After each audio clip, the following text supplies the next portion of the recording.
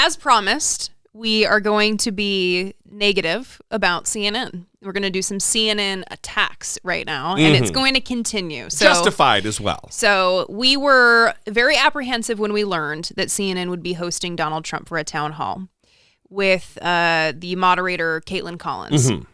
And Caitlin Collins is on the CNN This Morning show, co-hosted with Poppy Harlow. Used to be with Don Lemon, but Don Lemon got fired. And Don Lemon and she had quite the sparks. And I don't mean like lovers sparks. I mean like fireworks between them. There was a lot of tension. Yes. And a lot of friction, which would cause the sparks. Evidently, Caitlin Collins is a favorite of new CEO Chris Licht. And so I think she just got a 9 p.m. like prime time show. Just signed a new contract from what I've read. Yeah. So anyway. Which will undoubtedly be worth multi-millions of dollars for this 30-year-old woman who is, not, I wouldn't call her a veteran, but she's certainly not super green. She's good. I think she's good at her job. Yeah, I think she does an okay job. Yeah, and I think she started in conservative media, which Daily Caller, Tucker Carlson's outlet, which is concerning. And I've seen some things on Twitter from her past that don't look great. But I have historically thought she was pretty good when she was the White House correspondent on CNN. But so we had fears about this, and I will speak to my own fears. I was worried that what happened last night would happen, and it happened exactly as I thought it would. Exactly. But even though it happened exactly as I thought it would, I was still ranting and raving, walking around the house, pulling on my hair in a rage, because they allowed him to just lie endlessly, mostly unchallenged, and I know that Caitlin Collins had taken the week or something to prepare for this, and I'm not sure what they did to prepare her. Yeah. Because there were moments where I'm screaming at the TV, why isn't she saying something? Why isn't she interrupting? And I don't think she really got on her feet until they ended it. Because that's when he called her a nasty woman. Donald Trump eventually lashed out at Caitlin Collins and called her a nasty woman. Well, they say a nasty whatever. They say that everybody's prepared until they get punched in the mouth, and that is exactly what happened here. She took a week. I'm sure they prepped her. It was 8 hours a day of running mock scenarios, and someone stood in for Trump, and she was able to do it then until the real Trump punched her in the face, metaphorically speaking, and it all crumbled. I mean, at 8:04, 4 minutes into this thing, I tweeted, "This is already a disaster. They're proving this to be a terrible idea." Yeah, and listen, I know I have the benefit of not having moderated the town hall with Donald Trump, and I imagine that even though I am commentating from afar and wasn't actually the one on the stage, that there are unique difficulties that she was grappling with in the moment, whatever. But I think that she should have been much more forceful in interrupting him and forcing him to the point of frustration where he called her a nasty person. That should have happened an hour before it did. Yeah. And they should have been prepared to end it, quite frankly. They should have been prepared to push him to the point where he walked off the stage, pissed off, unwilling to continue. And I mean, if you're looking for good ratings, that's good ratings. Right. You push Donald Trump to that point. But I don't think that they wanted that. And the reason that I think that, we're going to start with a clip here from CNN that was on John King's show 2 days before the town hall. And this was such a strange, I don't know how to explain it. It's just a strange scene where John King, who's usually pretty good on CNN, has 3 people at the table with him, and they're talking about the ads that Liz Cheney was going to run in New Hampshire during the CNN town hall. And I think you know the ads a little bit better than me. Can you describe kind of the point of Liz Cheney's ads? Yeah, so it's a 60-second ad that talks about Donald Trump is too dangerous of a risk to have be president again. And it's really just focusing on January 6th and him inciting the violence that took place, the deaths that are on his hands, and the fact that he is unapologetic about it, that he is a threat, an existential threat to democracy. It was a really well done ad. I did a video about it on YouTube, and you can find it on YouTube as well. But this clip is them talking about that clip and really calling into question and doubting it's why it's necessary at all. Fact check true when it comes to the ad, but if you look at Donald Trump 6 months ago and Donald Trump now, his position among Republicans in the polls, endorsements from Republican office holders, is going up. Not flat, not down, going up. Yeah, I mean, Liz Cheney has promised to just essentially serve as a reminder. Hey, remember that Trump did this. Remember that Trump did this, especially on January 6th. But that's already been discussed and debated. To your point, a lot of Republicans obviously know January 6th happened. Some of them have doubts about whether it was insurrection or whatnot. But people are still lining up behind Trump. It seems like even though that this is a literal reminder in an ad, it might not do much to sway voters. Like maybe remind those independents in the midterms who said, why are we still talking about the 2020 election? I know that that was a legitimate election. Right. She promises to try to shake this tree to the very end. She says it's that important. The question is, with ads and does she travel? Does she join the Republican race? Well, Trump allies are already hitting back at this, saying that she's just got a personal vendetta against the former president of the United States. But recall, she was on the committee, and they've been pursuing this for a while now. But when it comes to the presidential race, look, he is way ahead. You have all these other Republicans who are about to get in, thinking about getting in, but they're polling in the single digits. And I'm hearing from Republicans that unless something dramatic happens at this point, that he is likely to be the Republican nominee. The question is, where does the anti-Trump forces, do they get traction anywhere when many of the candidates, we're waiting for Ron DeSantis, who wants to make the point, don't go back, but he is at least so far, even though Trump's super PAC has savaged DeSantis, right. DeSantis has not returned the favor. The question, if Cheney does not get in, will anybody in the Republican field do that, or will it just be we need Trump's voters so much we have to be genteel about this? Chris Christie, the former governor of New Jersey, is still lingering out there as a possible one to do it, and look for him to potentially run a similar ad, I'm told, before New Hampshire tomorrow evening. But look, he'll decide in a couple weeks. But there is no doubt, as we sit here in the middle of May, the former president is in a far stronger position than he thought he would be, and most Republicans hoped he would be at this point in the Republican primary. It is still important, I think, to point out this still has to play out. There are debates coming on the Republican side. We'll see if he actually attends them or not. But what this shows, the fact that he's doing a town hall with New Hampshire voters tomorrow evening, he's trying to go back to that well of 2016. He's trying to recreate sort of some goodwill among those voters in the middle and to kind of forget that January 6th happened. Of course, he cannot forget that it happened. We cannot and should not forget that it happened. So this is all part of the conversation. But now he's comparing himself to Biden. So that's why some Republicans are like, the economy was pretty good under Trump. So it is a precarious position for Republicans that they did not think they would be in. So only at the end do you hear the emphasis on why an ad from Liz Cheney about the insurrection as a reminder to voters might be important. But the rest of that over 3 minutes that you heard there was an emphasis on how Donald Trump, he's way ahead. Yeah. He's in the strongest position. No other Republicans are going to be entering the race, that this ad might not do much to sway voters. Well, you know what else didn't do much to sway voters? The Trump town hall, because CNN did one of those after play things. What are they called? Focus groups with Gary Tuchman leading, and they were all Trump supporters. And he asked them, raise your hand if you have a better opinion of Donald Trump after this. No one raised their hand. Raise your hand if you have a worse opinion of Donald Trump after this. No one raised their hand. Raise your hand if you have the same opinion of Donald Trump after this town hall. They all raised their hand. And in fact, one person afterwards said that they plan to vote for Donald Trump. So in terms of swaying voters, I mean, isn't Liz Cheney putting an ad up during CNN's free advertisement of all of Donald Trump's lies? Isn't any attempt worth it? Isn't any attempt to counter the lies worth it? It is remarkable to me. I mean, remember when they were talking about all the deaths, the hundreds of thousands of deaths from COVID, and Trump said, it is what it is. They just is what it is, the attempted overthrow of the United States government. She said, that's already been discussed and debated. And then someone else said, why are we still talking about the 2020 election? Right.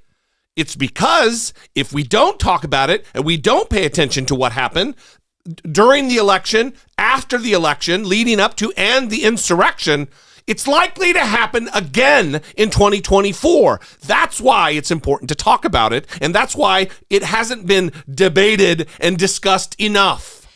Yeah, that was something notable in that focus group too, and you can find it on YouTube. But the focus group with Gary Tuchman and the Trump supporters after the CNN town hall, he asked them if they want Donald Trump to move on from talking about the election and focus on the upcoming election in 2024.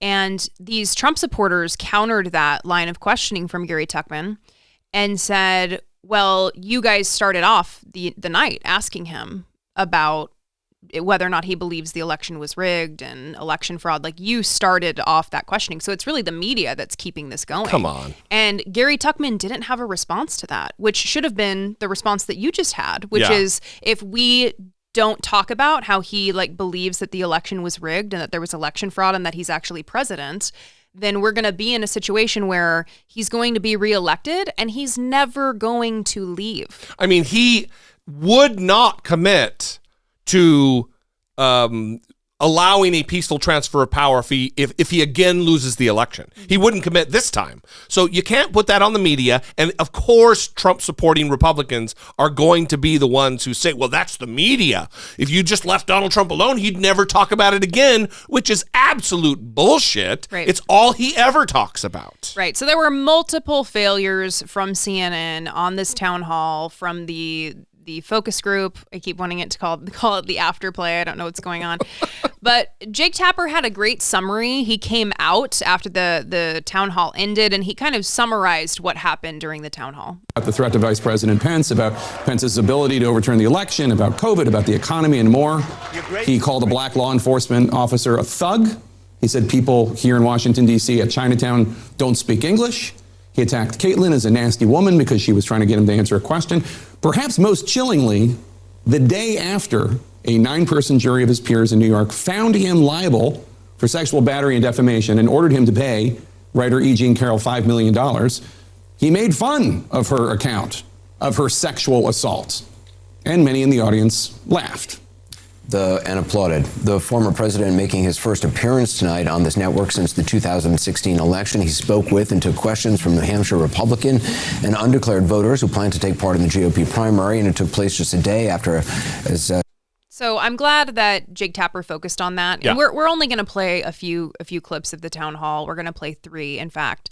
But I do want to focus on the laughing that happened when Donald Trump decided to attack E. Jean Carroll. And this was remarkable. There were several moments where Donald Trump acted as though, like these troll comments that you see in your YouTube comments. Yeah. That's basically what Donald Trump was during the town hall. I mean, he's a troll. He's not a serious person. He doesn't seriously engage with these real world issues. He doesn't have answers to things. He doesn't have values or positions or anything. And he's giving the audience permission to join him in that. Yeah, and so they were laughing, and they would show the crowd. And if you're watching this on YouTube right now, you'll see the clips of people laughing. And I just find it so disturbing that Donald Trump, again, the day after he is found liable for sexual assault and defamation, is telling this story about E. Jean Carroll, and the audience is laughing like he's doing a bit. Usually you leave office, you say, I'm sorry, but I'm going to back home. I'm back home to my family and everything. I'm going to be resigning. My poll numbers went up, and they went up with the other fake charge, too. Because what's happening is they're doing this for election interference. This woman, I don't know her. I never met her. I have no idea who she is. I had a picture taken years ago with her and her husband, nice guy, John Johnson. He was a newscaster, very nice man. She called him an ape. Happens to be African American. Called him an ape. The judge wouldn't allow us to put that in. Her dog, or her cat, was named Vagina. The judge wasn't allowed to put that in. All of these things. But with her, they can put in anything. Access, Hollywood. This was a jury of 9 people who found you liable of sexual abuse. Do you think that will deter women from voting for you? No, I don't think so, because I think the whole thing, just so you understand, ready? I never met this woman. I never saw this woman. This woman said, I met her at the front door of Bergdorf Goodman, which I rarely go into other than for a couple of charities. I met her in the front door. She was about 60 years old, and this is like 22, 23 years ago. I met her in the front door of Bergdorf Goodman. I was immediately attracted to her, and she was immediately attracted to me. and we had this great chemistry. We're walking into a crowded department store. We had this great chemistry, and a few minutes later, we end up in a dressing room of Bergdorf Goodman, right near the cash register. And then she found out there were locks on the door. So she said, I found one that was open. She found one. She learned this at trial. She found one that was open. What kind of a woman meets somebody and brings them up, and within minutes, you're playing hanky-panky in a dressing room, okay? I don't know if she was married then or not. John Johnson, I feel sorry for you, John Johnson. Mr. President, can I... So I'm sure that they spent some time prepping for this. Yeah. Prepping for this exact interaction. And you heard how many times there was an interruption. And he was just given a stage, right, to give his little filibuster there, right, and make fun of and lie about the rape, the sexual assault that he committed. Right. He also lies like a child, like someone who's a terrible liar. You know, like when someone's giving way too many details and you're like, it's kind of weird that you're giving so many details. I wonder if it's because you're lying. Well, also claim, I rarely, I was hardly ever there. I mean, right. You're not saying you haven't been there. Yeah. You just didn't go there all the time. Yeah. Which I rarely even went to, by the way. It's not like, okay, it's completely irrelevant. It would be like your high school boyfriend. Look, I've only been to the Capitol 2 or 3 times in my entire life. There's no way that I was a part of an insurrection. Well, we have photos. Oh, yeah, but only a few times. Right.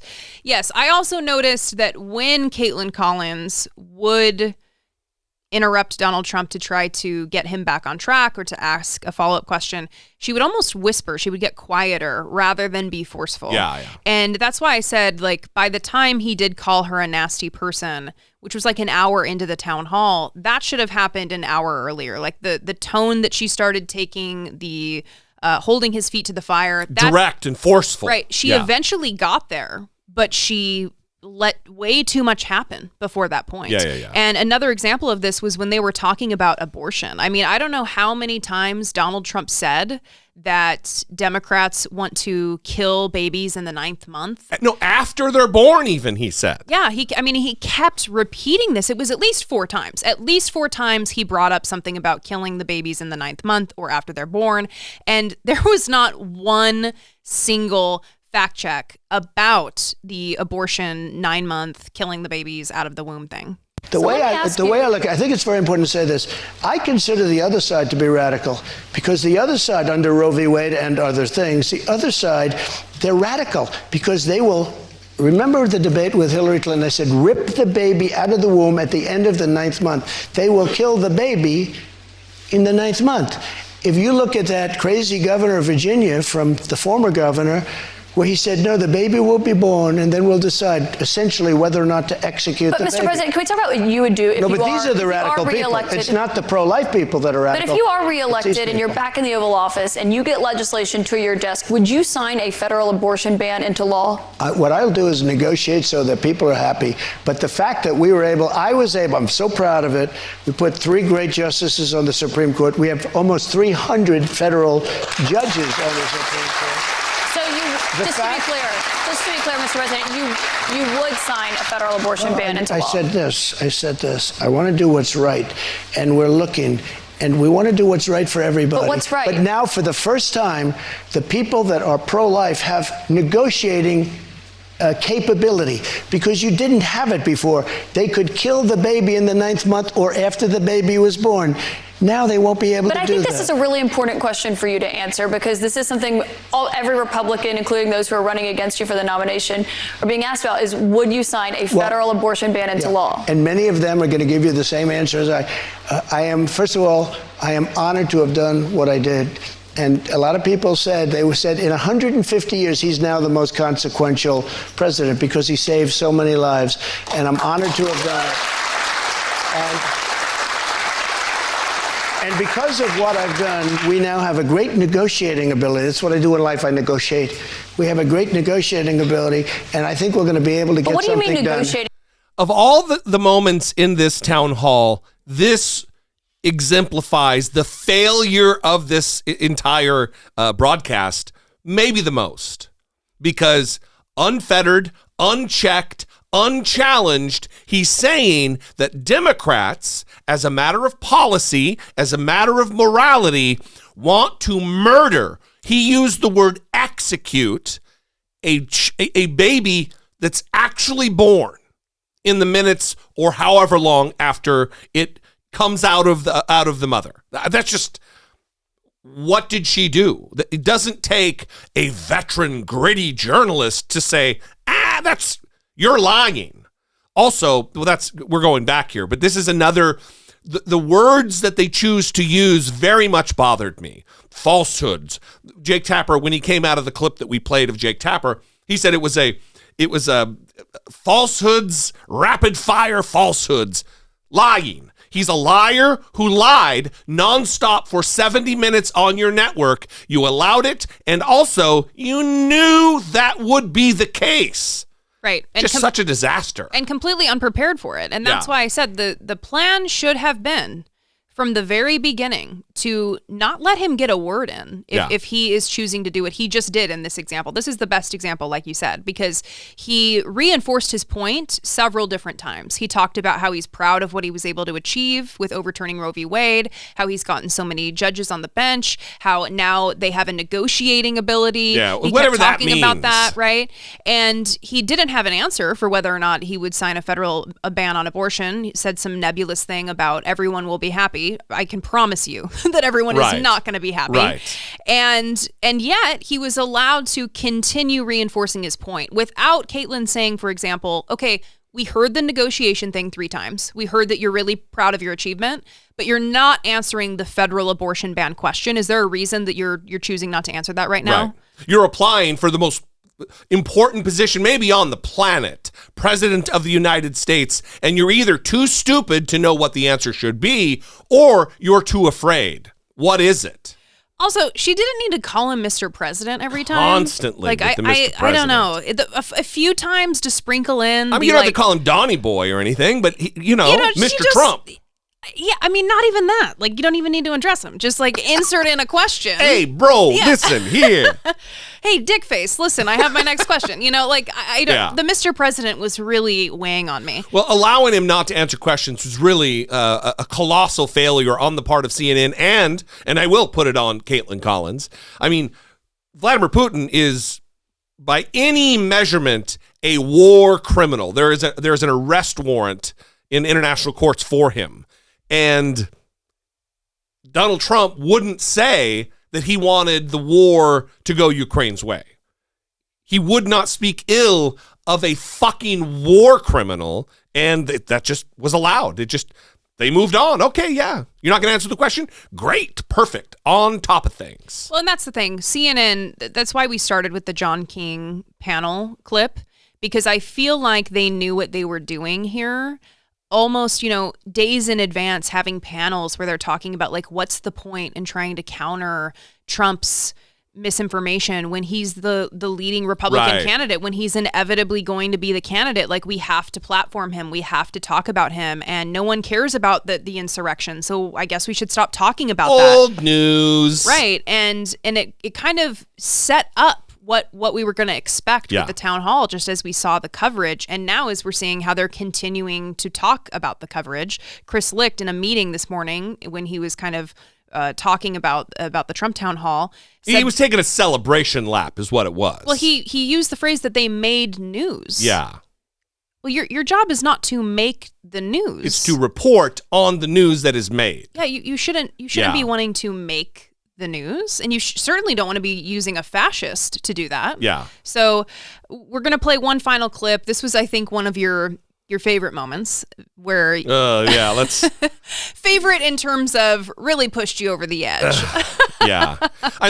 Farron Cousins from Ring of Fire was on Twitter, and he was like, I'm going for a swim. I'm turning this shit off. Yeah. And I probably should have done that. We watched the entire thing because we're dedicated to the job, everybody. But I probably should have. For punishment. I probably should have checked out and poured myself a 32-ounce glass of whiskey or something because it was maddening. Yeah, so this was on the debt ceiling negotiations, which are happening right now, where the Republicans are wanting to cut spending, and they're holding everything hostage right now. Willing to default on our debt. Right. And Donald Trump basically gave the Republicans permission to go ahead and do that in his commentary when Caitlin Collins was asking him about his position, what he would do in the debt ceiling negotiations. Save this country. Our country is dying. Our country is being destroyed by stupid people, by very stupid people. You once said that using the debt ceiling as a negotiating wedge just could not happen. You said that when you were in the Oval Office. That's when I was president. So why is it different now that you're out of office? Because now I'm not president.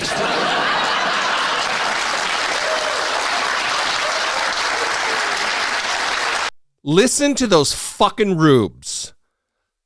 This giggle with joy, uproarious laughter, applause for maybe the most nakedly selfish, destructive thing that someone running for president could say. Right. He's making it clear that this isn't actually a value or a principle that he holds. Right. That it's just politically convenient when, he is president, he holds this view. When he's not president and it's not actually his problem, then he has this view. Right. And he made it clear, and they think it's funny. And if you're watching this on Jesse's YouTube channel, then I would advise you to go back and make sure you catch the woman who's actually holding her face laughing. Yeah. I mean, it is, and this is what I've talked about for years and years and years about Donald Trump. He has given Republicans permission to be the worst people they can. He not only appeals to the worst instincts within people, he gives them permission to act on that. They're in public, in a room, covered fully with cameras, and they don't care. They think this is hilarious. They think this is the way to operate. They don't mind defaulting on our debt and putting individuals who are already in desperate need of government intervention, putting their very lives at risk because they're not going to get money from a government that is shut down and not paying its bills. Well, and apparently CNN got what they wanted because they had 3.1 million total viewers, which outrated both Fox and MSNBC. Although Brian Stelter noted that these numbers are not like 2015, 2016 level numbers for Trump. And in the 25 to 54-year-old demographic, the town hall averaged 703,000, about 5 times higher than CNN's typical performance at 8 p.m. So maybe there were a lot of Farron cousins who went for a swim and decided to turn it off or not watch it altogether, and more power to them. I'm very, very frustrated.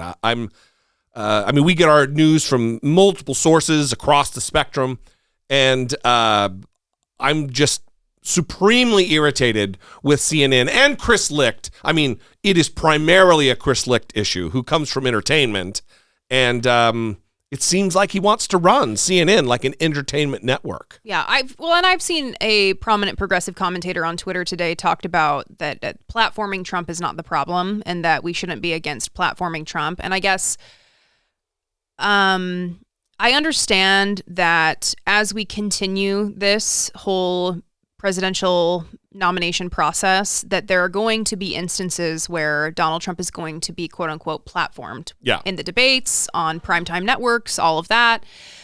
But I guess there's a difference between having a debate with other candidates where, this process is playing out, and having a town hall where he's allowed to speak for minutes at a time, largely uninterrupted, just spewing constant lies and abuse.